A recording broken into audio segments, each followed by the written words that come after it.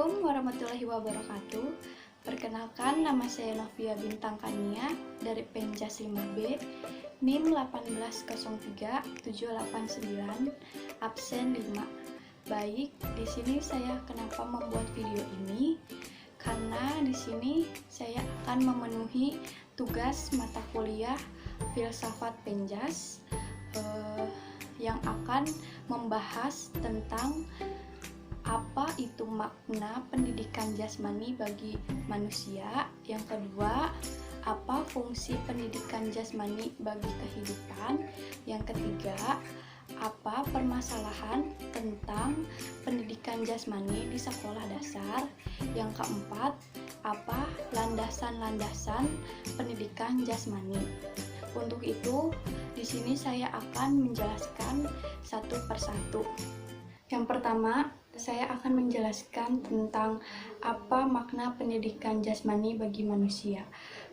Seperti kita tahu ya, pendidikan jasmani tidak asing lagi bagi kita semua, gitu kan, di kalangan anak-anak sampai remaja maupun lansia, gitu kan. Siapa yang tidak suka untuk melakukan aktivitas jasmani di sini? Karena pembelajaran jasmani di sini sangat bagus gitu bagi aktivitas fisiknya, karena dalam kehidupan sehari-hari kita pun melakukan aktivitas pendidikan jasmani gitu, misalkan berjalan, berlari, melompat, kayak gitu kan. Nah, itu tuh sebenarnya sudah masuk ke dalam pendidikan jasmani, yaitu gerakan lokomotor gitu kan. Jadi tanpa kita sadari, apa yang kita lakukan sehari-hari itu pun sudah termasuk ke dalam pendidikan jasmani gitu. Pembelajaran pendidikan jasmani merupakan program pendidikan yang di dalam kurikulum gitu, memuat semua materi pembelajaran yang ada di tingkat sekolah, yang dimana materinya disesuaikan dengan dengan tingkatan pendidikannya. Lalu pembelajaran jasmani, pembelajarannya melalui teori dan praktek, yang dimana materi praktek di sini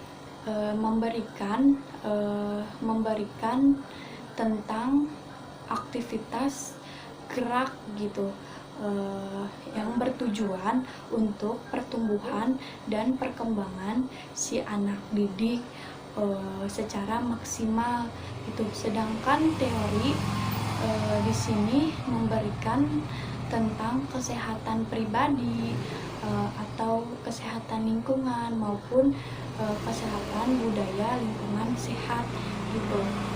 Sehingga pendidikan jasmani bagi manusia adalah sebuah proses pembelajaran yang dimana melalui aktivitas fisik dengan menggunakan media-media tertentu yang bertujuan untuk memelihara dan mengembangkan kemampuan jasmaninya manusia dan kebugaran jasmani, sehingga pendidikan jasmani dapat membantu manusia untuk bertahan hidup agar tetap terjaga kondisi tubuhnya.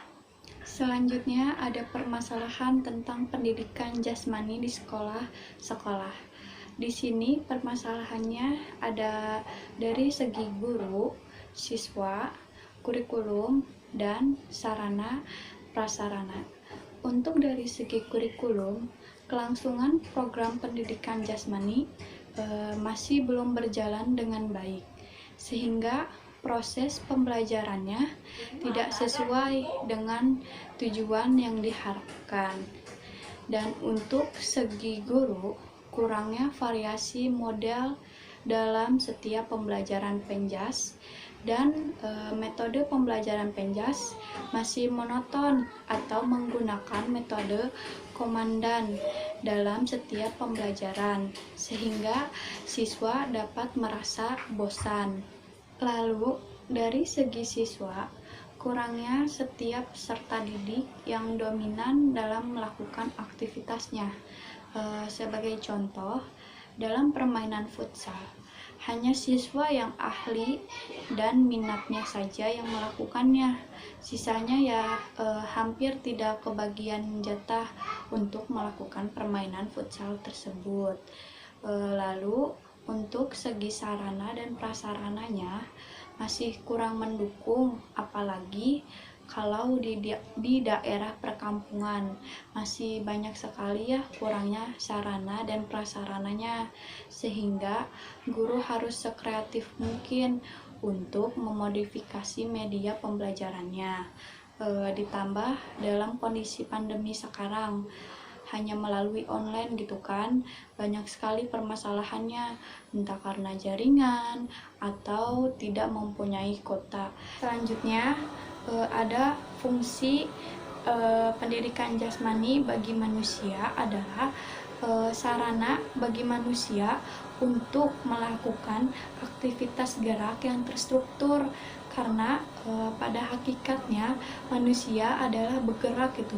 Ketika kita melakukan aktivitas gerak, maka tubuh kita atau otot-otot kita akan terbentuk gitu secara tidak langsung, fungsi dan kegunaannya dapat tercapai.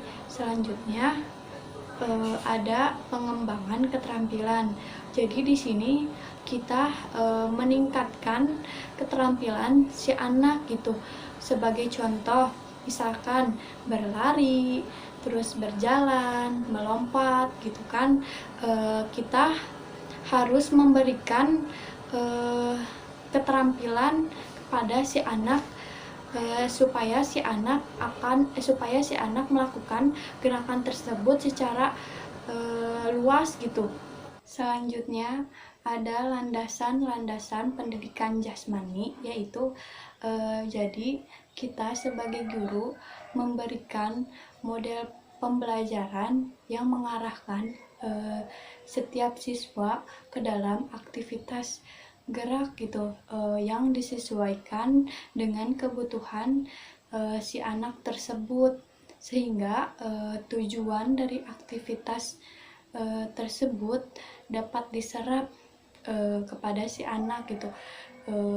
Maka si anak akan mendapatkan pembelajaran lebih tinggi dari sekedar aktivitas geraknya gitu. Jadi pendidikan jasmani itu sangat penting untuk kita pelajari. Mungkin sekian dari saya yang bisa dapat saya sampaikan. Kurang lebihnya mohon maaf. Wabillahi taufiq wal hidayah. Assalamualaikum warahmatullahi wabarakatuh.